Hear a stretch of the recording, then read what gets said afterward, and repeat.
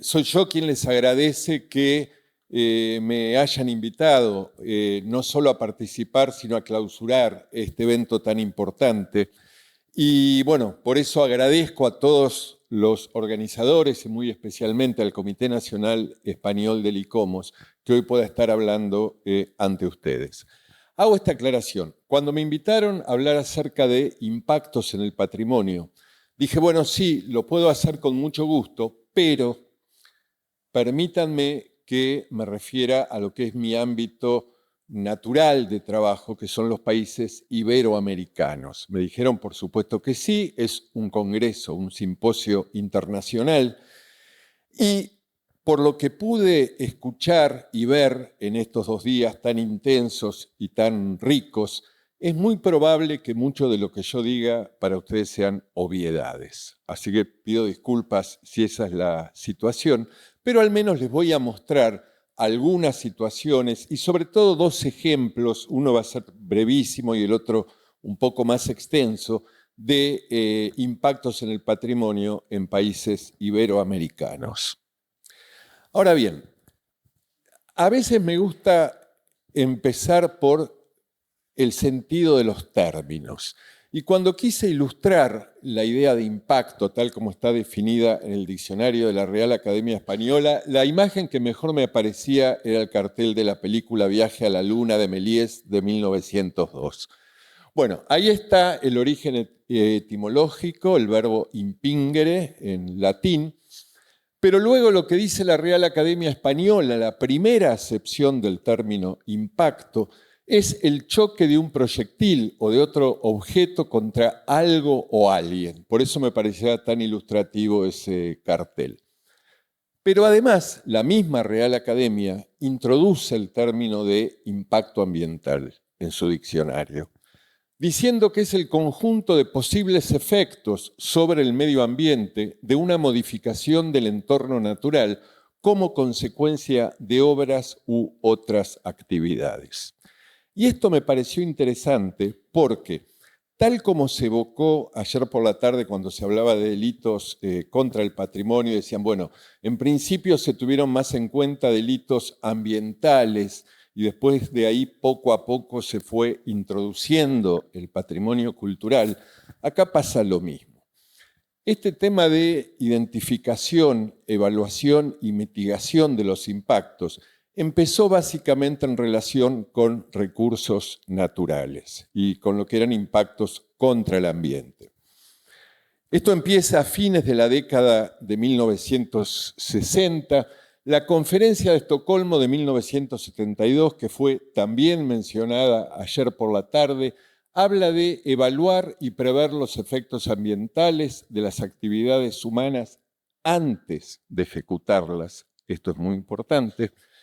En la década de 1980, organismos como el Banco Mundial comienzan a solicitar este tipo de estudios de impacto y en algunos casos va apareciendo ahí lentamente el patrimonio cultural. Hasta que en las décadas de 1980, 90 y por supuesto hasta nuestros días, los estudios de impacto ambiental no solo que se imponen, sino que se incorporan en las legislaciones nacionales. Ahora, ¿cómo aparece el término en el patrimonio cultural? Y si nosotros miramos los documentos de las décadas de 1960 y 1970, de la Carta de Venecia, para los países iberoamericanos las normas de Quito o para el continente europeo la Declaración de Ámsterdam de 1975, el término impacto no aparece. De lo que pude rastrear, la primera vez que aparece es cuando en el año 1977 se definen los criterios para inscripción de bienes en la lista del patrimonio mundial. Y en relación con el criterio 5, ahí está la primera versión y luego la modificada en 1980, se habla en el año 77 de impacto de cambios socioculturales o económicos irreversibles. Luego eso se modifica en 1980 El criterio 5 era en ese momento ser un ejemplo sobresaliente de un asentamiento humano tradicional que es representativo de una cultura y que se ha vuelto vulnerable bajo el impacto de cambios irreversibles.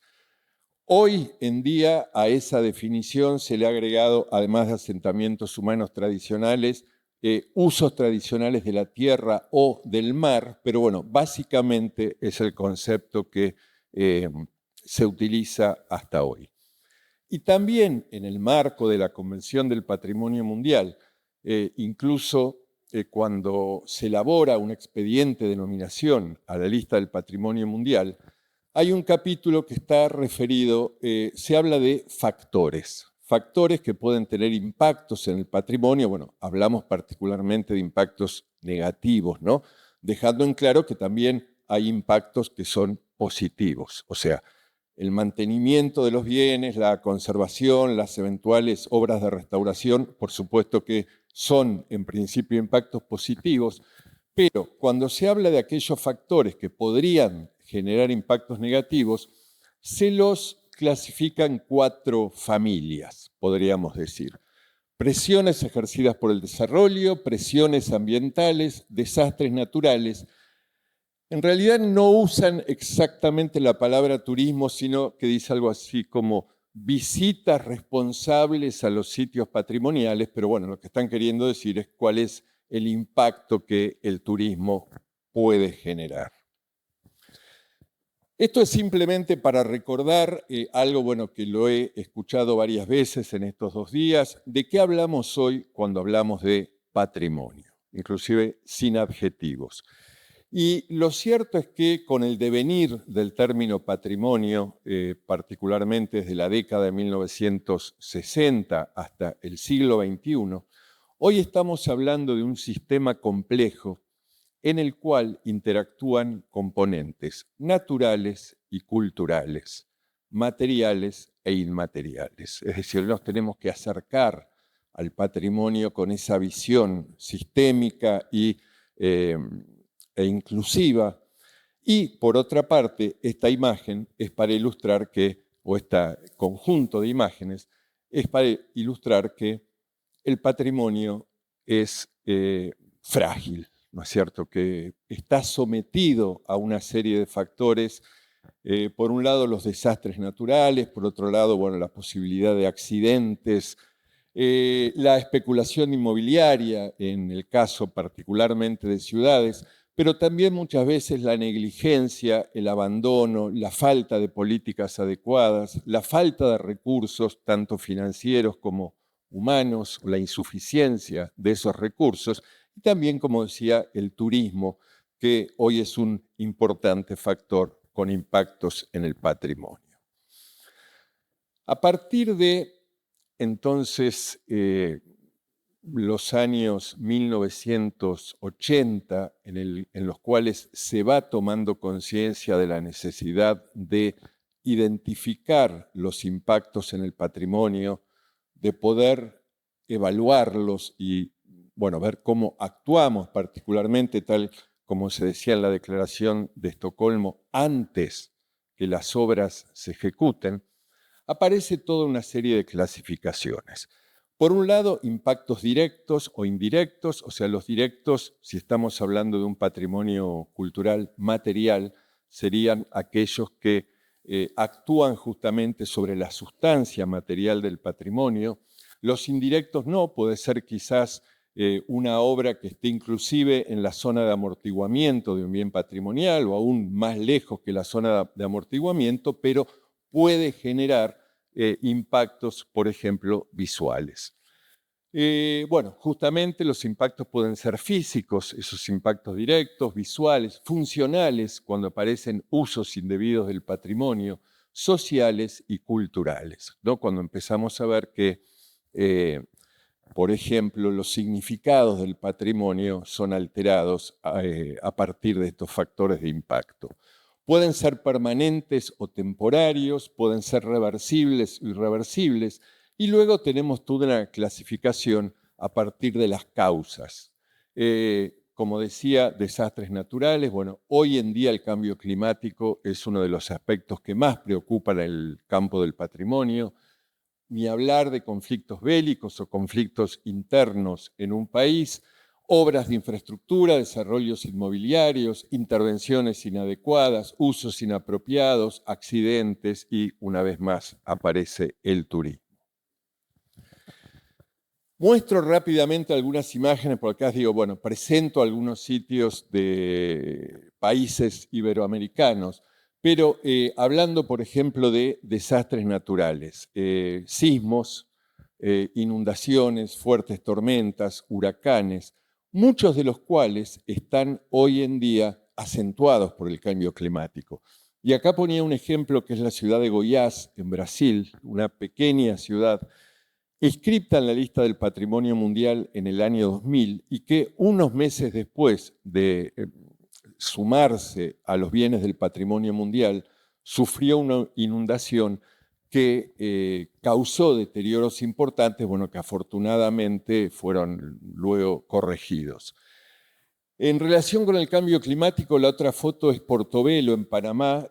Toda la bahía de Portobelo, el sistema defensivo de la bahía de Portobelo, que era uno de los puertos de entrada al continente americano, está inscrito también en la lista del Patrimonio Mundial. Pero ahí pueden ver ustedes una de las baterías y, bueno, sabemos que uno de los cambios que va a generar el cambio climático va a ser el aumento del nivel del mar. Con lo cual ahí hay un riesgo real, digamos, potencial, pero sabemos que con visos importantes de realidad de que buena parte de esas baterías queden en un futuro sumergidas. Obras de infraestructura, y acá muestro la ciudad de Panamá. Esa península que ven ustedes es el casco histórico de la ciudad de Panamá. La ciudad de Panamá fue el primer asentamiento europeo, bueno, hispánico particularmente, fundado en la costa del Pacífico de América del Sur.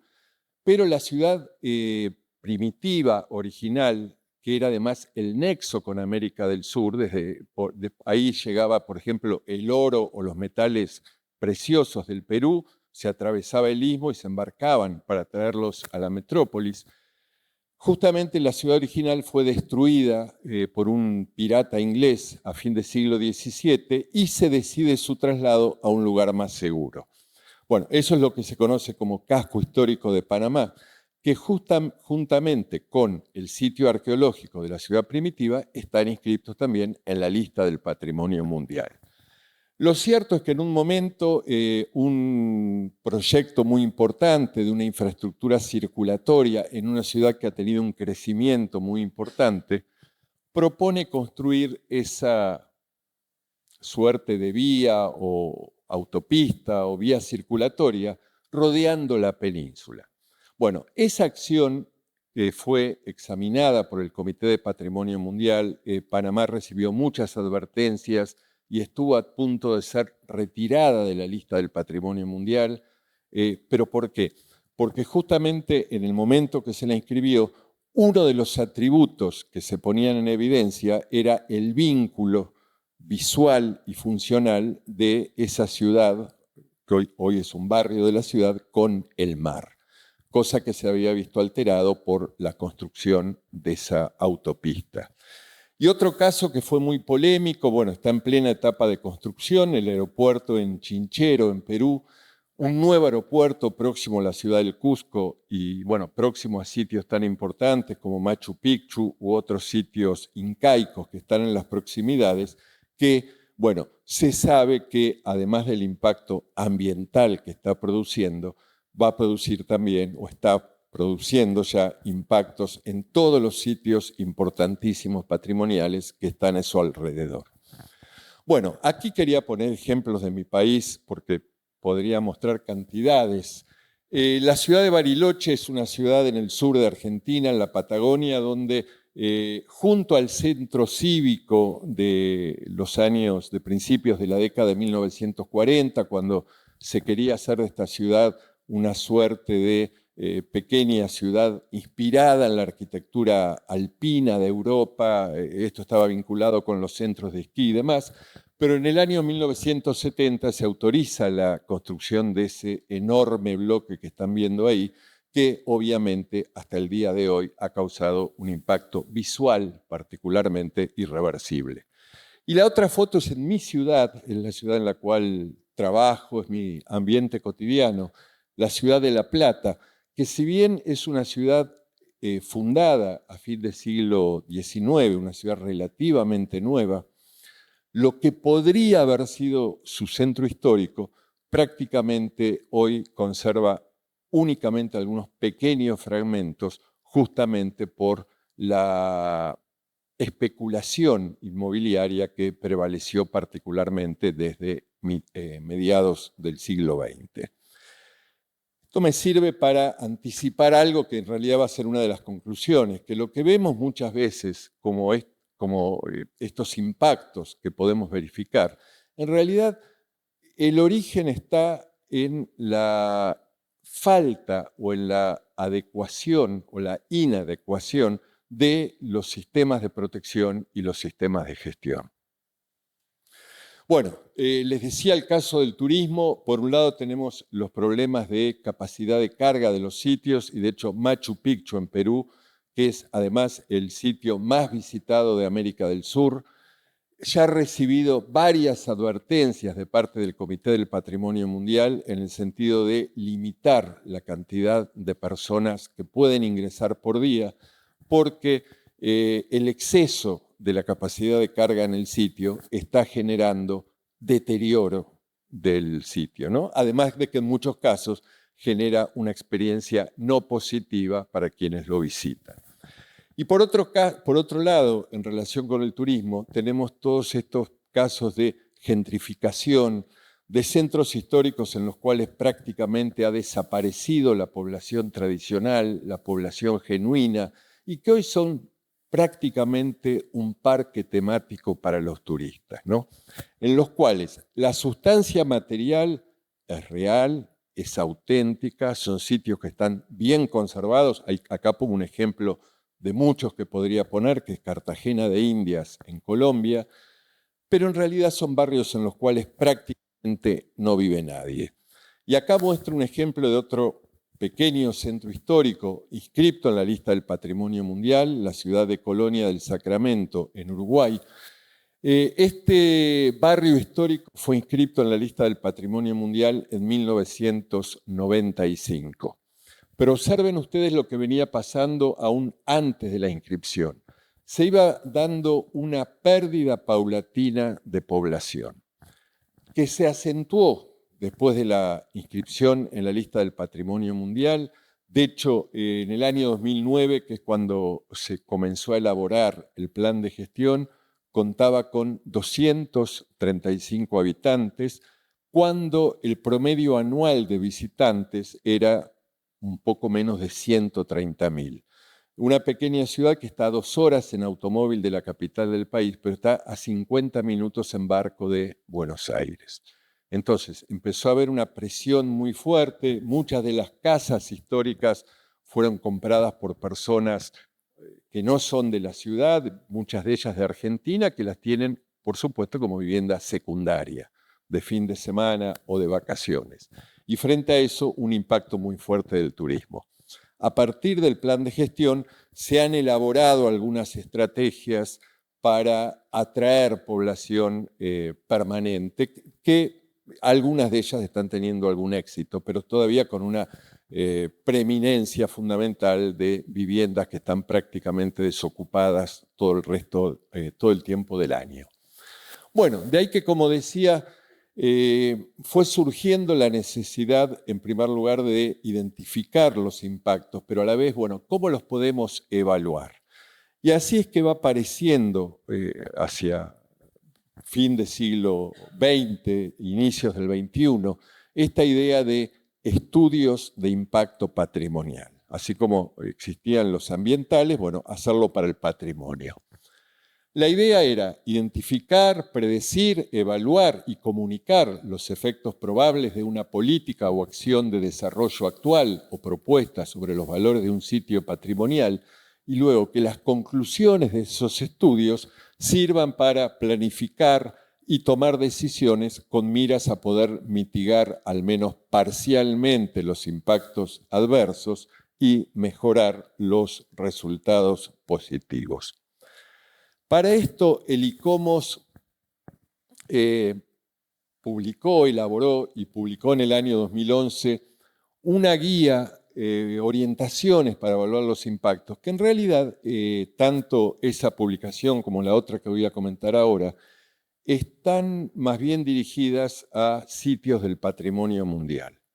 Pero en todo caso, los sitios del patrimonio mundial son un tipo especial de patrimonio que tiene valores que son reconocidos en el ámbito internacional, pero, digamos, las orientaciones que dan son útiles para cualquier bien patrimonial, ¿no? Con valores nacionales, regionales o aún locales. Eso lo hace el ICOMOS en 2011. Se empieza a probar esa metodología y en el año 2022 aparece otra publicación, ya en este caso elaborada por el Centro del Patrimonio Mundial de la UNESCO y los 3 organismos consultivos, ICROM, ICOMOS y la IUCN, que lamentablemente hasta el momento no está traducida a nuestra lengua. Está disponible, por supuesto, en el sitio web del Centro del Patrimonio Mundial, pero al menos al día de hoy no en español. Yo voy a presentar algunas cuestiones de una manera más bien heterodoxa, mezclando estas dos publicaciones, porque lo cierto es que la del ICOMOS, si bien es anterior, dado que está hecha por el ICOMOS y que está más centrada en el patrimonio cultural, la de 2022 tiende también al patrimonio natural. La del ICOMOS en algunos aspectos quizás es más precisa o más orientativa, podríamos decir, para evaluar los impactos. Ahora, en 2022 se propone digamos, un esquema, un proceso en 11 pasos. No me voy a detener en todos, pero sí me interesaba mencionar algunos. Pero observen ustedes que el primero, que es un examen inicial de las condiciones del sitio, habla de, como primera medida, definir y tener conciencia acerca de cuáles son los valores y atributos del bien. O sea, tenemos que partir de ahí, bueno, a ver cuáles son los valores de este sitio y la compatibilidad de la acción propuesta con esos valores. Luego, por ejemplo, bueno, en el número 3, cuáles son las condiciones actuales del bien o del sitio, su estado de conservación, cuál es la gestión. Luego, la descripción de la acción propuesta. Y luego viene, sí, la identificación y la evaluación de los impactos para concluir, bueno, por el número 7, con alternativas razonables para reducir o mitigar los impactos. Por supuesto, hacer un informe, ahí se habla también de verificar nuevamente ese informe, que sirva después para la toma de decisiones, particularmente acerca de si una determinada obra se aprueba o no. Bueno, esto ustedes lo saben muy bien seguramente, lo he escuchado en varias de las ponencias ayer y hoy, pero justamente dice, bueno, tenemos que comenzar por tener claro cuáles son los valores y los atributos que lo transmiten. Y lo quería recordar de todos modos, porque cuando hablamos de los valores de un bien patrimonial, esos valores se expresan a través de una narrativa. O sea, los valores son un intangible de alguna manera. Una narrativa que se construye, que exige, ahí he puesto como ejemplo, hoy por la mañana escuchamos una ponencia sobre las iglesias de Chiloé. Bueno, no voy a leer lo que dice ahí, pero también 16 de estos edificios inscriptos en la lista del Patrimonio Mundial. Pero fíjense que para definir esos valores tenemos que tener conocimientos, ahí participan especialistas, historiadores, historiadores de la arquitectura, historiadores del arte, arqueólogos, arquitectos, etc. Y en cambio los atributos son los componentes, tanto materiales como inmateriales del bien, a través de los cuales expresamos esos valores, ¿no? Desde atributos absolutamente materiales y objetivos, como pueden ser las dimensiones, en este caso de un edificio, o el material con que está construido, hasta atributos inmateriales como los usos, las tradiciones asociadas, los ritos, los significados que le da la comunidad, etc.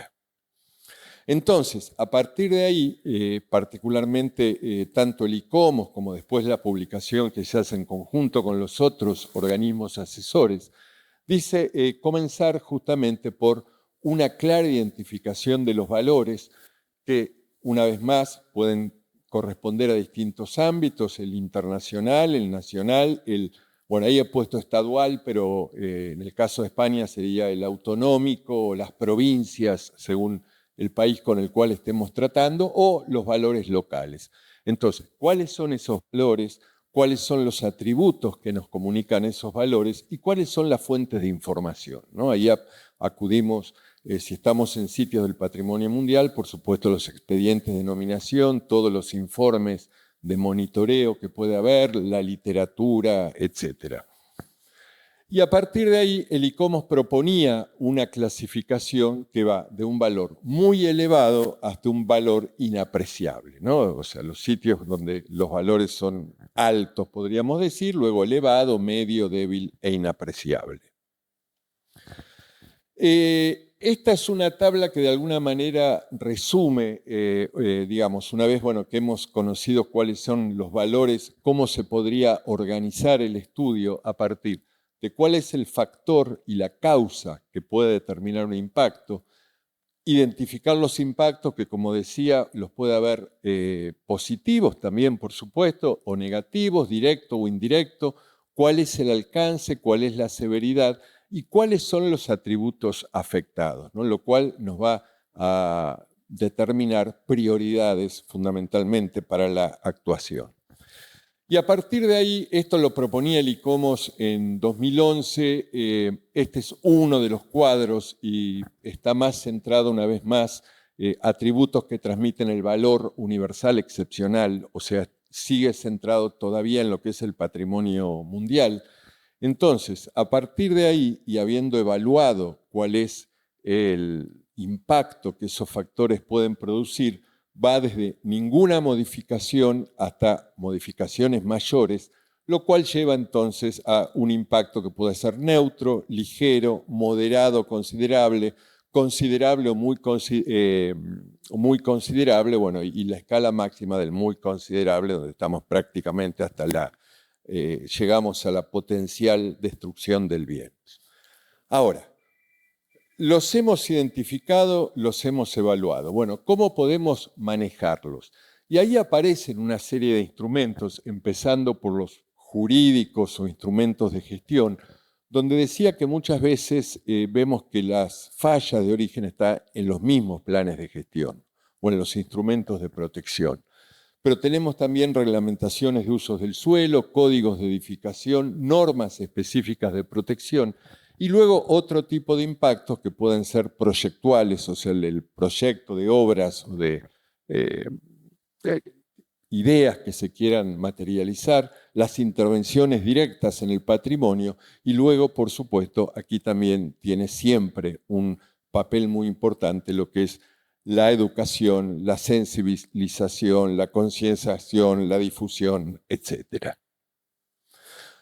Bueno, este es uno de los ejemplos que les quería mostrar, que de alguna manera sintetiza esto. Yo lo voy a hacer de un modo muy sintético. De hecho, me parece interesante, más allá de que pueda haber algunos aspectos discutibles, por supuesto, porque creo que ha sido hecho con un rigor técnico. Y es en el centro histórico de Quito, de la capital de Ecuador, centro histórico que fue además el primer bien urbano inscripto en la lista del Patrimonio Mundial, en 1978. Ese fue el primer año que se inscribieron sitios en la lista. Hubo dos que eran centros históricos, uno fue Quito, el otro fue Cracovia, en Polonia, pero bueno, por el orden en que se trataron, Quito fue el primero. Ahí tienen ustedes, bueno, ese cuadrado naranja es la zona que está inscrita como Patrimonio Mundial, lo que está en azul es la zona de amortiguamiento, pero nos alejamos un poco para ver cómo es la ciudad de Quito. De hecho, está en un valle entre dos montañas, entre dos cadenas de montañas, lo cual generó que a partir de ese centro histórico la ciudad tuviera un desarrollo prácticamente lineal, hacia el norte y hacia el sur. Lo cual implica, entre otras cosas, que los problemas de tráfico son fatales, ¿no? Se estima que para ahí no sé si alcanzan a ver que está marcado el aeropuerto. Bueno, para llegar del aeropuerto de Quito hasta el centro de la ciudad, hablamos más o menos del medio de esa ciudad o de ese esquema casi lineal, a veces se necesita 1 hora y media de circulación. Con lo cual, en el año 2011, se anuncia la construcción de un tren subterráneo. Bueno, esto lo menciono porque justamente ayer, cuando fue la mesa redonda tan interesante sobre delitos contra el patrimonio, alguien dijo algo muy interesante, ¿no? Bueno, sí, de pronto se proyecta una vía del AVE y se llevan puesto un sitio arqueológico. Por eso digo, esto puede tener, por supuesto, aspectos que son discutibles, pero ahora vamos a ver todas las precauciones que se tomaron, porque por supuesto fueron conscientes de todo esto. Pero, ¿qué sucedía? Fue la forma que se encontró de resolver un problema serio. Ya les digo, un trayecto que usando las vías para transporte automotor lleva prácticamente 2 horas, con el metro hoy se puede hacer en 30 minutos. Además de que se iba a reducir el tránsito vehicular, se iba a mejorar la calidad, o mejorar relativamente la calidad del aire. Pero, claro, había un problema. El metro tenía que atravesar el centro histórico. El centro histórico está ahí en el medio de la ciudad. De ahí que surgen, digamos, las primeras precauciones. Lo arqueológico. Además, la ciudad de Quito española fue fundada sobre un asentamiento incaico, o sea que ahí la presencia de lo arqueológico es muy fuerte. Pero una de las cuestiones básicas era que cómo se iba a asegurar que el pasaje del tren por debajo del centro histórico no iba a producir ningún tipo de daño a los edificios de ese centro histórico, ¿no? Bueno, ahí se hicieron toda una serie de estudios de ingeniería, se estudiaron a qué profundidad tenía que pasar el tren para evitar las vibraciones que pudieran tener impactos negativos. Había que garantizar que no se iba a afectar a los monumentos históricos o a los espacios públicos del centro histórico, pero acá aparecía el otro problema: en el centro histórico tenía que haber una estación. O sea, el metro tenía que tener una parada. Sí se resolvió que no iba a ser más de una, pero tenía que tener una. Para lo cual, y por el espacio que se necesitaba para construir la estación, aparecían 2 alternativas. Una es la Plaza de San Francisco, la que está en la foto superior, que es quizás es de las plazas con mayor valor histórico, urbanístico, arquitectónico, comunitario que hay en la ciudad. Y la otra, una plaza de dimensiones menores con un edificio de fin del siglo XIX, que es la Plaza del Teatro. Ecuador invita al ICOMOS a que haga una misión de asesoramiento. Eso fue en el año 2013. Bueno, el ICOMOS reconoce, por supuesto, en primer lugar, la importancia de ese centro histórico, pero además el rol que está cumpliendo como una conexión entre el norte y el sur de la ciudad, el rol funcional que tiene, porque en el centro histórico siguen las instituciones. De hecho, por ejemplo, el Palacio Presidencial está en el centro histórico. ¿Y cómo se entiende que, bueno, hay que buscar alguna alternativa, pero estaría justificada la construcción de ese metro por los beneficios que traería para la ciudad? Se enfoca en el análisis de las 2 plazas que se habían propuesto como alternativas, pero solicita la realización de estudios de impacto patrimonial. Bueno, esos se encaran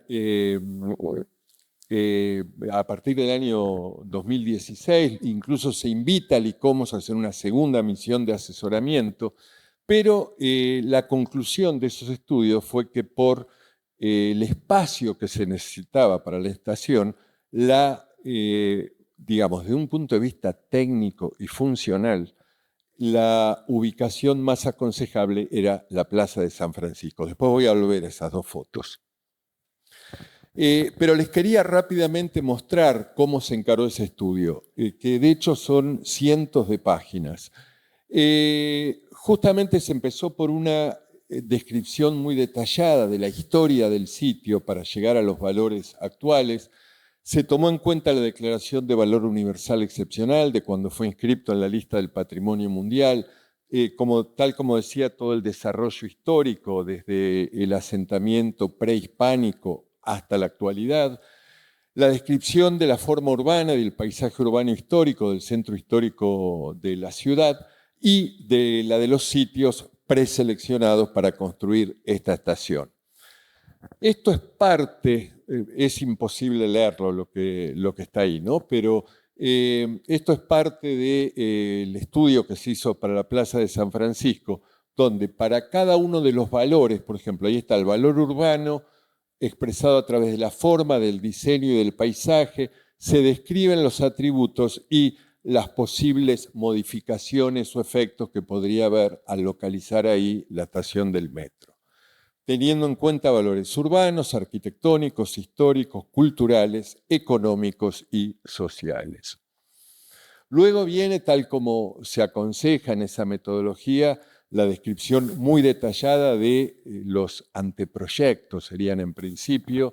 Esto también lo muestro simplemente con estas pocas imágenes, pero hubo un estudio de ingeniería muy completo para, bueno, garantizar que no iba a haber daño a los sitios patrimoniales.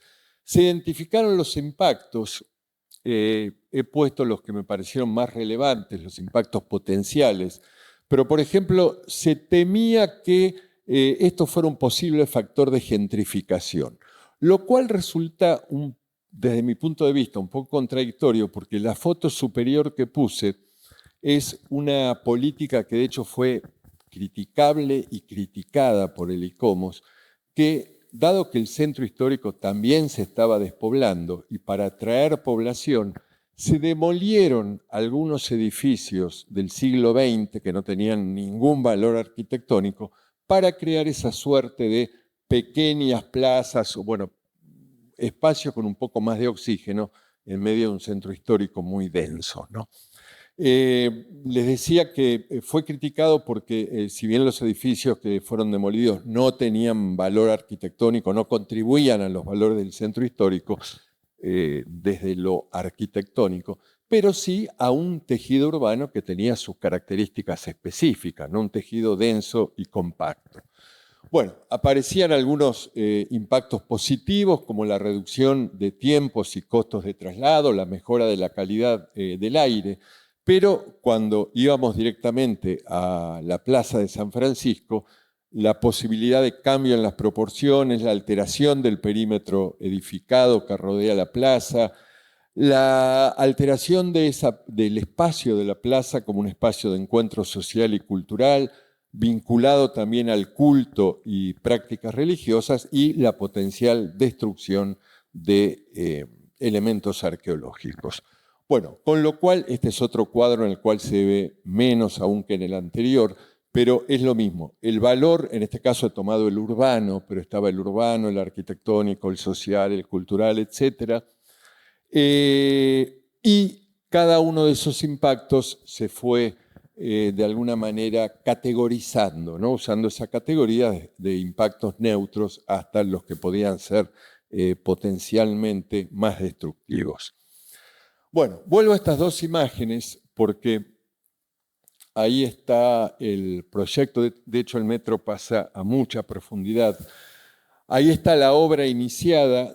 Por supuesto que hubo que hacer una excavación porque la estación, propiamente dicha, está debajo de la plaza. Ahora voy a contar algún detalle de cómo se hizo la obra. Pero uno de los problemas que había que resolver y que habían sido puestos en evidencia por ICOMOS es cómo se iba a resolver el acceso a la estación, ¿no? Es decir, iba a aparecer un vacío en medio de la plaza, un orificio en medio de la plaza. Bueno, esto lo resolvieron de la siguiente manera, que por supuesto también puede tener sus aspectos discutibles.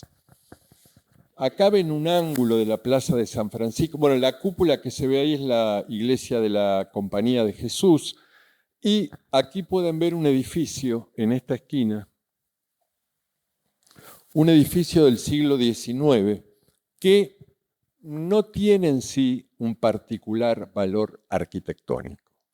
Sí tiene un valor importante porque, bueno, justamente forma parte de ese entorno edificado alrededor de la plaza. Es un edificio que estaba ocupado por un banco y luego por algunos locales comerciales.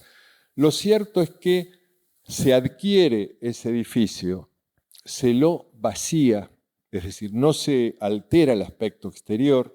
Acá es donde digo, podría haber algo discutible o podríamos discutir, pero digamos, se mantuvo el perímetro de la plaza y el acceso a la estación es a través de ese edificio. La foto es nocturna, este es el edificio en las condiciones que está actualmente, una vez adecuado, digamos, para hacer el acceso a la estación. Estas son vistas interiores. Bueno, ¿qué sucede una vez que transponemos esa fachada del siglo XIX que se ha conservado? De ahí se baja, como decía, a la estación propiamente dicha. Y respecto al tema de la plaza, se hizo lo siguiente. Los bloques de piedra fueron numerados, levantados uno por uno, se hizo la excavación, se construyó la estación. Los objetos que fueron encontrados, ahí no había estructuras arquitectónicas, estructuras arqueológicas, sí fueron encontrados artefactos que fueron, por supuesto, catalogados y tengo entendido que no se inauguró hasta el día de hoy, pero la estación va a incluir una sala en la cual todos los objetos encontrados se van a exhibir. Y luego, bueno, cada una de las piedras fue colocada en su lugar, con lo cual, digamos, el aspecto de la plaza no ha sido alterado. Bueno, y este es el ejemplo que muestro muy rápido, esto es en mi país, son 2 o 3 imágenes nada más, pero para mostrar cómo a veces lo que se pensó que iba a ser un fuerte impacto negativo resultó que no era tanto, pero salieron a la luz otros problemas. Esto es Quebrada de Humahuaca, en el norte de Argentina, es un sitio también inscrito en la lista del Patrimonio Mundial en 2003 como paisaje cultural.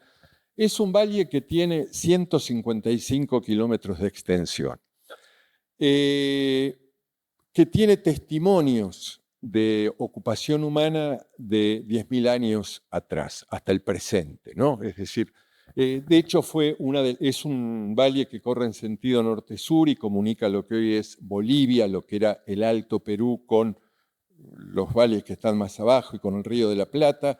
De hecho, fue una de las vías de entrada de los españoles que venían del Perú a lo que hoy es el territorio argentino.